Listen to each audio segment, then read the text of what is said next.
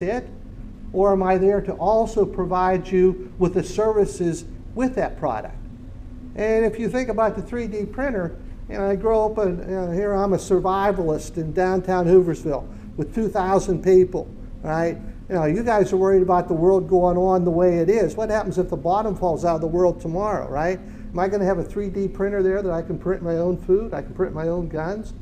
Can I, let's say this Ebola would get out of line down in Texas, and nobody would want to interact with other people anymore, and Hooversville would become its own community. If you had your own 3D printers, could we make our own TV sets? What would that do to things like supply chain management and the transportation part of it and those type of things? Again, am I thinking outside the box? Yeah, it's pretty radical. But this may change the way we do business, the way the supply chain is managed, et cetera. So it might be the pizza buddy. See if I paid them already, so see what they say.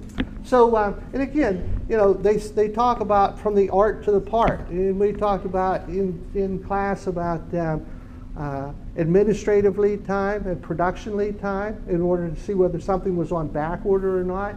And this I had personally from being in working for the DLA, Defense Logistics Agency, and they were worried about airplane parts, right? How old am I? I know, I'm rambling here. How old do you think I am? 62, right? When was the B? I was born in 1952.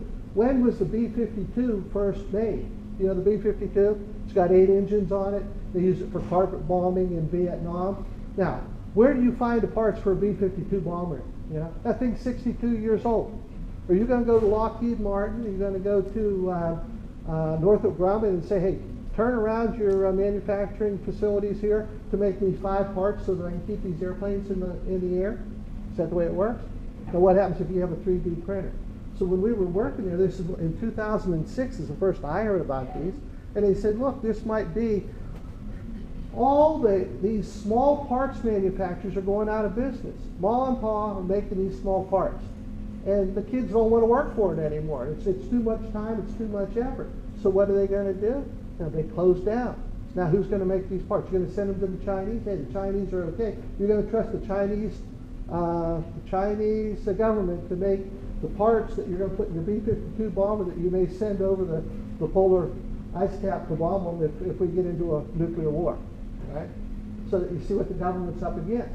And so these 3D printers could, answer the call on that. Again, that's basically what this presentation is about. So, did it work? What did I do wrong, little button? There you go.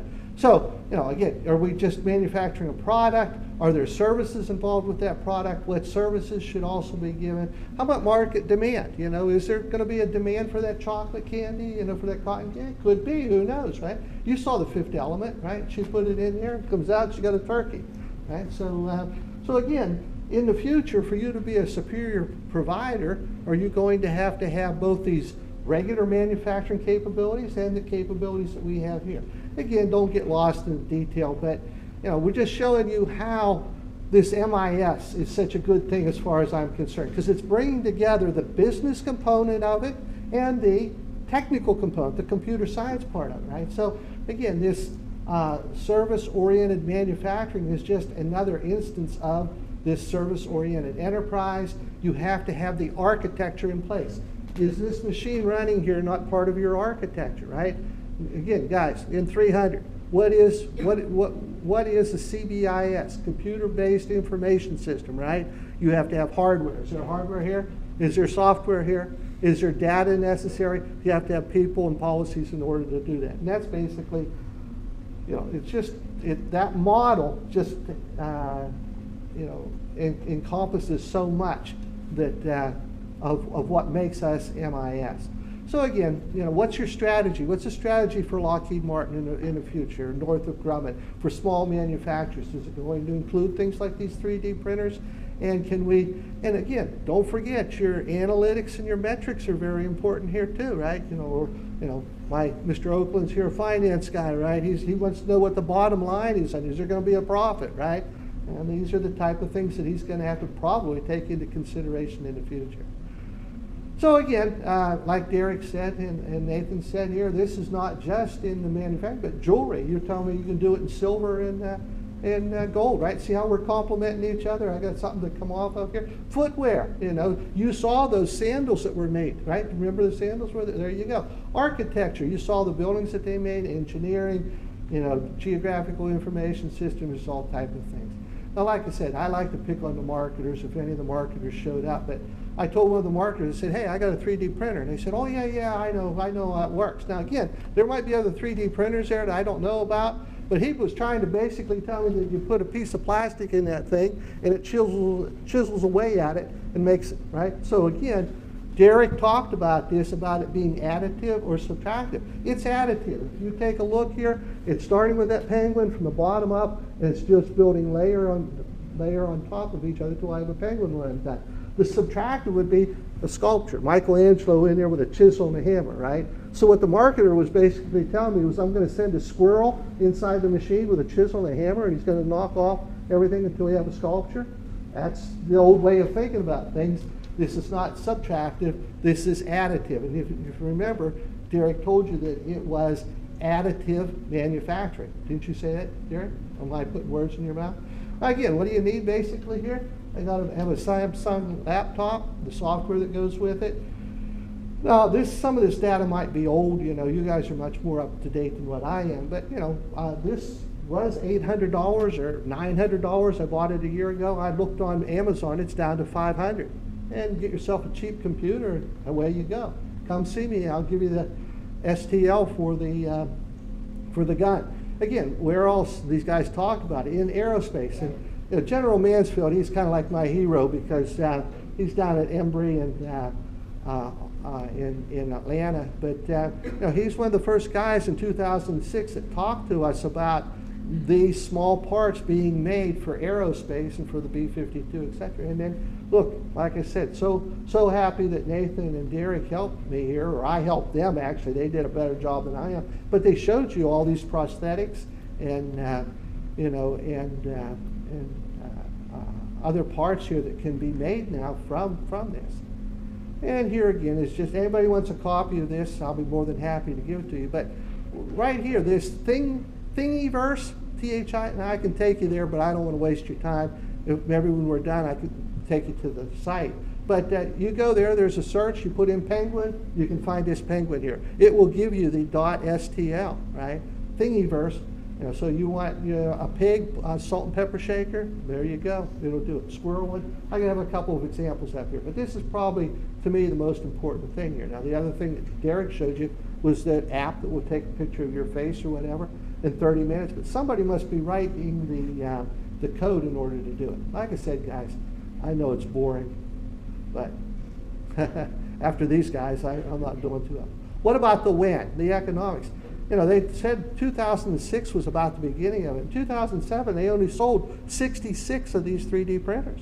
By 2011, you got 23,000, and they're saying that, you know, in the future here, there's going to be a $2.1 billion by 2012. That's gone. By the time, $6.5 billion industry by 2019. Now, here's the idea. You guys are all entrepreneurs out there. What idea can you come up with? Somebody already sort of captured the gun one, right? But, you know, what would be, you know, can you want to make it out of metal? You want to make it out of wood? Could we get down to the atoms and we start making, you know, we can take like chicken manure and make food out of that? I don't know. It's nitrogen, huh? You know, protein's nitrogen. I don't know. Did you ever see the movie Soylent Green? Okay, you have to watch it sometime. Again, if you need an editor, and there's an editor built on this, it just basically shows you the image, shows you the X, Y, and Z axis. You can go and get this Mesh Lab and a bunch of other ones from SourceForge that will give you the editor. Here's this Thingiverse where you can find all these different penguin to pigs, salt and pepper shaker, whatever you want. And down here, if you want to look at this semi-automatic rifle here that is aluminitized, there's this. Here's that Deaf Distributed organization. Was his name Wells? Cody Wells. Cody Wells, yeah. So there you go. So these are editors, source, and video. This is where. Like I said, I'm almost done. I told you about the CBIS, but the thing here is that this is purely copied from Wikipedia, right? So, you know, go to Wikipedia, it'll tell you. Now, there's other STL language out there. It's related to C++. I don't believe it's the same thing. But this is called stereolithography, and it's a software that is kind of like CAD, but it is different than CAD. It's actually a .stl. It's built in .stl. There are other variations of that. I can't think of what they are off the top of my head. There's ASCII and there's binary forms of that. And again, this is directly off of Wikipedia, but the CAD model builds it sort of around in circles. What the STL model uses is triangles. It basically is using 3 axes, X, Y, and Z. And so everything's being built in these triangles, and then you're getting the dimensions of those vectors, and then you build them, it layers it. Probably something that we should have the computer scientists here. That's probably over my head. Here again, this is what some of the STL is going to look like, and it does these surfaces and builds from the surfaces. In this box are the things that you need. With the 3D printer, you get a USB cable. Where does it go? To the computer. You have a power adapter. You've got the filament tubes. That's that round tube in the back that's feeding in. You know, that's the input, the nylon, if you will. You know, there's a couple of screws there to hold these cell boards down. This head fits on magnetically, and that's the first thing you have to do is the table comes up to the head and it extrudes out that